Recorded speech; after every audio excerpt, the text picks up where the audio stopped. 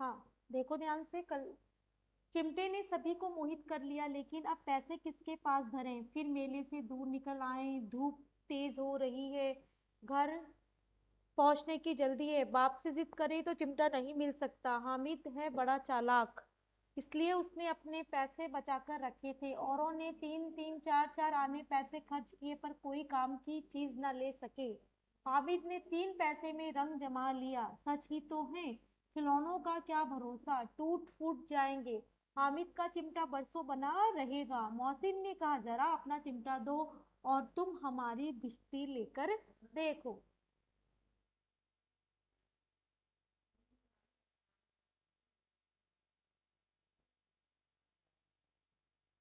हाँ, तो हुआ क्या कि सब है ना हामिद के चिमटे से क्या हो गए, मोहित हो गए। यानी कि सब हामिद के चिमटे से को देखकर बहुत खुश हो गए। सबको वो चिमटा बहुत पसंद आया। अब वो क्या चाह रहे थे, वो चाह रहे थे कि अब भी हम भी वो चिमटा खरीदें। लेकिन मेले से बहुत दूर निकल गए थे, दोबारा मेले नहीं जा सकते थे। और अगर अपने पिता से पैसे मांगते तो वो उन्हें डांटते, क्योंकि जितने पैसे उनके पास थे उन सब पैसों की उन्होंने चीजें खरीद ली। आगे देखो। अब क्या होता है कि जो मोहसिन है ना, वो हामिद को कहता है कि तुम मेरी बिस्ती ले लो और अपना चिमटा मुझे देखने को दो। इस प्रकार महमूद और नूरे ने भी अपने अपने खिलौने पेश किए। चिमटा बारी बारी से सबके हाथ में गया और खिलौने बारी बारी से हामिद के हाथ में आए। महमूद को भूख लगने पर उसके पिता ने केले खाने को दिए। महमूद ने केवल हामिद को साजी बनाया यानी साझेदार बनाया। उसके अन्य मित्र मुंह ताकते रह गए। यह उस चिमटे का प्रभाव था कि चिमटे के प्रभाव से जब पहले तो सब उससे बात नहीं कर रहे थे, लेकिन बाद में महमूद ने भी हामिद को केले खाने के लिए दिए और सारे दोस्तों ने भी उन्हें बारी बारी से खिलौने दिए। आगे देखो। 11 बजे गांव में हलचल मच गई। मेले वाले आ गए। मोहसिन की छोटी बहन ने दौड़कर बिस्ती उसके हाथ से छीन लिया और मारी खुशी के जो उछली तो मियाँ बिस्ती नीचे आ गिरे और परलोक सिधार गए। अर्थात मोहसिन की जो बहन है वो भागी भागी आई और उसने बिस्ती को अपने हाथ में लिया और जोर से खुशी के मारे उछली, और उछलते ही वो बिस्ती नीचे गिर गया और उसके टुकड़े टुकड़े हो गए। नूरी की वकील को बैठाने के लिए दीवार पर 2 खुटियां गाड़ी गई, उन पर पटरा रखा गया और वो कालीन बिछाया गया। वकील साहब राजा भोज की भांति सिंहासन पर विराजे। नूरी ने जो ही पंखा झलना शुरू किया, त्यों ही वकील साहब का माटी का चोला माटी में मिल गया। फिर बड़े जोर शोर से मातम हुआ और वकील साहब की अस्थियां कूड़े में डाल दी गई। अब नूरे ने जो वकील खरीदा था वो उस वकील को लेकर अपने घर गया। उसने दीवार पर 2 कील ठोकी, उसके ऊपर एक लकड़ी का पट्टा रखा और उसके ऊपर जैसे राजा सिंहासन पर बैठता है वैसे वकील को बिठाया।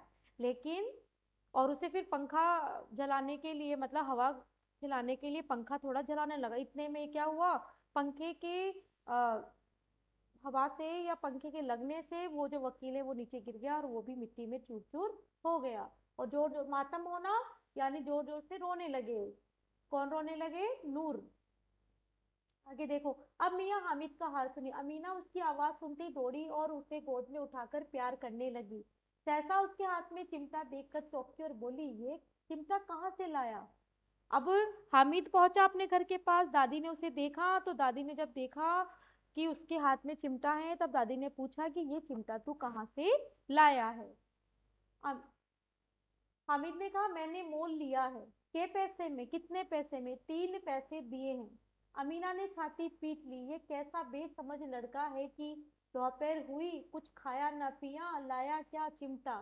सारे मेले में तुझे कोई और चीज ना मिली जो ये लोहे का चिमटा उठा लाया। अब दादी को क्रोध आया, गुस्सा आया, तो उन्होंने बोला कि चिमटा कहाँ से, इतने बड़े मेले में तुझे कुछ भी नहीं मिला जो तू वहां से चिमटा उठा के लाया, ना कुछ खाया ना पिया, सुबह का गया हुआ दोपहर हो गई और अब आया और लेकर क्या आया है, चिमटा। 3 पैसे दिए थे, वो तीनों के तीनों पैसे तुमने चिमटे में खर्च कर दिए। इस बात से दादी बहुत क्रोधित हुई। हामिद ने अपराधी भाव से कहा, तुम्हारी उंगलियां तवे से जल जाती थी, इसलिए मैंने इसे ले लिया। बुढ़िया का क्रोध तुरंत स्नेह में बदल गया। बच्चे में कितना त्याग, कितना सद्भाव और कितना विवेक है। दूसरों को खिलौने लेते और मिठाइयाँ खाते देखकर उसका मन कितना ललचाया होगा। इतना साहस इसे हुआ कैसे। वहां भी इसे अपनी बुढ़िया दादी की याद बनी रही। अमीना का मन गदगद हो गया, वह रोने लगी, दामन फैलाकर हामिद को दुआएं देती जाती थी और आंसू की बड़ी बड़ी बूंदें गिराती जाती थी। हामिद इसका रहस्य क्या समझता।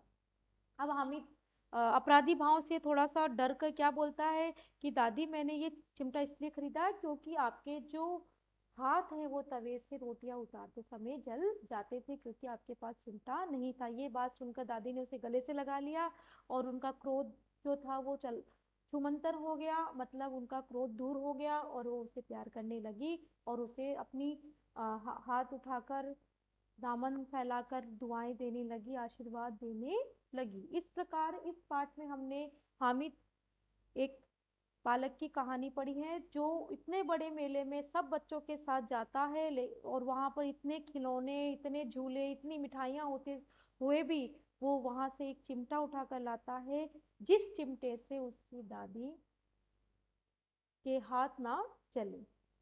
अर्थात वो वहां पर भी सिर्फ और सिर्फ अपनी दादी के बारे में सोचता है और अपनी दादी के बारे में ही सोचते हुए वो चिमटा खरीद कर लाता है। तो इस प्रकार इस कहानी में हमने एक बच्चे के मनोभाव को देखा जो अपनी दादी के लिए कितना ज्यादा सोचता है। ठीक है। Okay, thank you.